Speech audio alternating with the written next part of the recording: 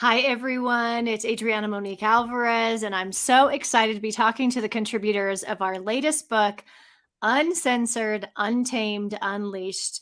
Hi, Olive. How are you? Hello, I'm great. Thank you very much for having me. Absolutely. So, Olive MacDonagh is one of our contributors. So, Olive, tell us a little bit about yourself. So I am a good old Irish lassie. I'm here in the sticks in the heart of Ireland, and I'm based in the Midlands in the Lake County, and I run Butterfly Cottage Retreat here, which has been a journey and a half, a big transition from formerly being a chartered accountant. I love to sing, I love to dance, and I love nature. There's a little snippet. Oh my gosh. I just love your accent. Yes, you are. I'm so excited. This is so good. So there's one button I'm going to push on my thing just to make sure this is streaming right. So give me just 1 second because last time it wasn't. Oh, yep, it's not doing what it's supposed to do on one of them. So I'm going to fix this and then we're going to continue. So I have to say, you and I didn't know each other before what, Correct? 3 months ago, right? Yeah. But a friend, a mutual friend, introduced us and brought us together. And I just have to say, the day I really learned about who you are is when were we meant to do this? We were meant to do something. And I said, "Oh, I don't think I can. Grant is sick. He's right here with me." And you said, "Oh, let me send something over." And you sent me over a few videos of you singing and playing. Yeah, were you playing an instrument? Yes, your little one. And Your little he one was, yeah. Yes, and he sat up and paid attention to that thing, and he smiled the whole time. He was just so he had a fever, and he wasn't feeling good, and he smiled all the way through that, and I was like, "Oh, now I know who Olive is." So thank you. Oh, you're so So welcome. now tell me this, what about this book title spoke to you? Why did you say yes? So it was what, like, not necessarily the title. I was drawn when I did see the title, and but it was more an inner gut intuition. It was literally like just no even reason, no title name, no word. It was just I have to do this, and this happens me. I just have it's the way I roll. So it's like it won't take me a year to decide or anything. It was literally a split second. I read about it. And I just was like, I need to do this. And I signed up that night straight away after reading it an hour earlier. I just was, I guess, called to do it. Yes. And it was just perfect timing. Jacqueline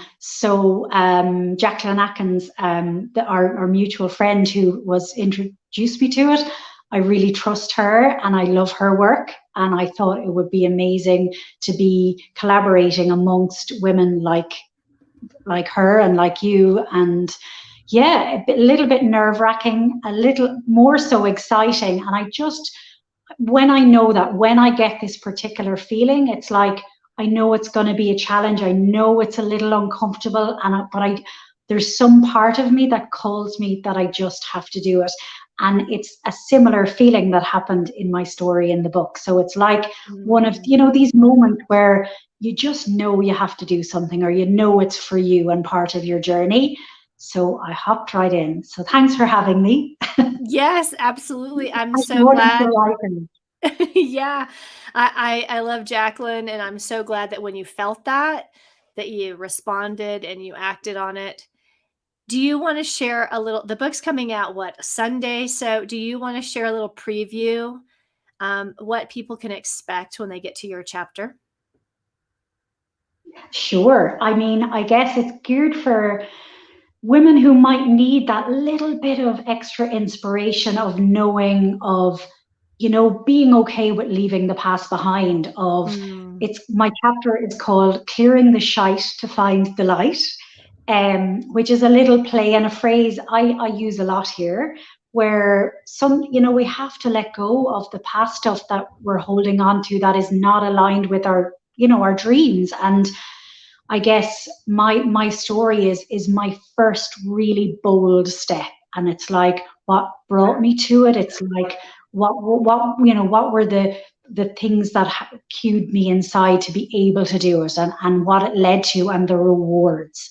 So it would be really helpful for anyone who's in a job that they don't like, or in maybe a relationship they're not happy in, or just to do with anything in life, whether, it's just taking that first bold step of, you just have to trust that it's going to be okay. You just have to just be bold. It's like a bit of excitement and a bit of nerves, but it's like you have to do it anyway. And like, you never regret it. So that I'm hoping to inspire people in maybe a life that's just not really floating their boat, and they just need a little bit of a loving kick up the backside. Oh my goodness. Exactly. And you mentioned that you used to be an accountant. Is that correct? Correctamundo, yes. Okay, I so had a very different life. yeah, I was gonna say I'm actually trying to imagine that. So can you tell us a little bit about how you went from that to this? What was Yeah. a catalyst in Well, there? the catalyst was going on a nutrition and relaxation retreat where I got to reflect and step back and go, it opened a whole new world. Like, I didn't know these places existed. I had been in like a run of the mill 9 to 5 or sometimes 9 till 1 a.m. Mm. and literally living in my mind all this, like a life of drudgery at times, but like, it wasn't even like, it could be for some people, it wasn't for me. But I went to a place, and another catalyst was illness. My body stopped me. So I had no choice but to reflect, and like, the universe stopped, my body stopped me, and it was like, I needed to reassess. And this, I went on retreat, and it was just simply miraculous, like some little thing.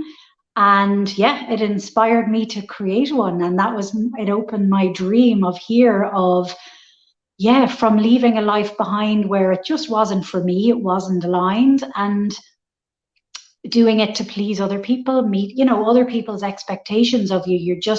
You think that you have to do this and have to do that. And then you realize, I can do anything I want. And it's just so empowering. And just, again, another one of those moments at this retreat was like, just this place was so amazing. And it was just where you could be exactly as you are, no expectations. You just go, and you have time to step back and take the time to just go inwards. And you get a chance then to know what you even want. A lot of people would go, well, I wouldn't even know what I would do. Well, this is why I created here.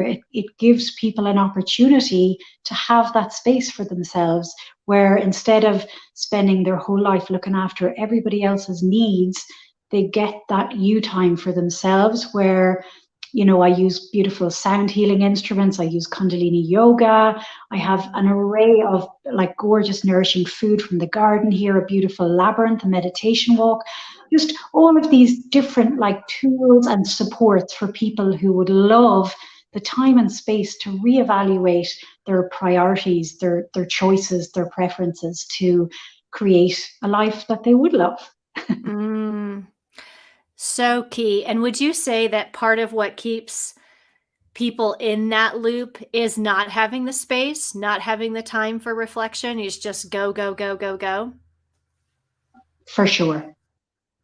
Yeah. We often can just get on this treadmill where, you're going 90, but yeah, it's just this repetitive cycle where, like a hamster wheel, and you don't take that time until, unfortunately, something like it happens where you have a severe illness, or, there's a death in your family, or an accident, or usually it's some big, challenge or lesson that draws us there. But even more so, if you know already before that happens, wouldn't it be better to go away and, be in the full of your health, and, to really enjoy it in your full health? Yeah. Mm, it's so true. I call those the big D's. You got the divorce, the death, diagnosis, debt. There's a big D that shows up. What would you say would help? What's sort of an in-betweener? How can we begin to pay attention to what our body is saying, to what our heart is saying, before we get, knocked upside the head with maybe one of the big ones? For What's a way sure. that we can slow down?